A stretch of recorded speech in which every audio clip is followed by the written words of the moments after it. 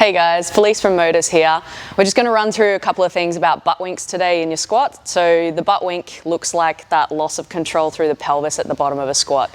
So typically it happens when you start in a really extended position through the lower back and you run out of space at the bottom of the squat, so you end up tucking under and it just doesn't look very nice, and you're also not going to get as much out of your squat when you're doing it. So we're going to run through a few things of how you can go about it to fix it and improve your squat.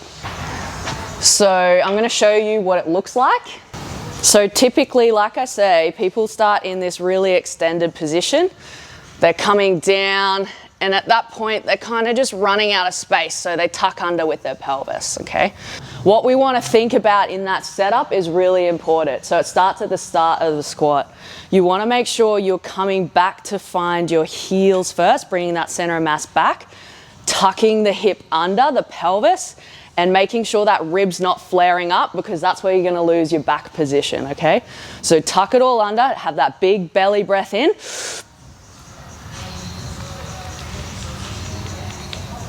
Control the bottom there and then squeeze back up. At no point during that squat am I rocking back and forth through my foot. I'm trying to keep the weight through the midfoot at the whole time. So it's really important to make sure, especially when you're new to squatting and deadlifting, that you take it nice and slow. The more controlled you are throughout the movement, you're going to have more feeling for what you're doing and where you're shifting throughout the squat. So for instance, if you go really quick, you're just probably going to bottom out at the bottom of that squat and you're not going to hold the tension, which is where you're going to do the butt wink. So again, we'll start here and then you come down and lose it and you extend to try and get back up. If I'm just tucking under, thinking about it, having that big breath in and counting, I sometimes count to 5 all the way down, hold that position, little pause, so that I'm not flopping, holding the tension, coming back up.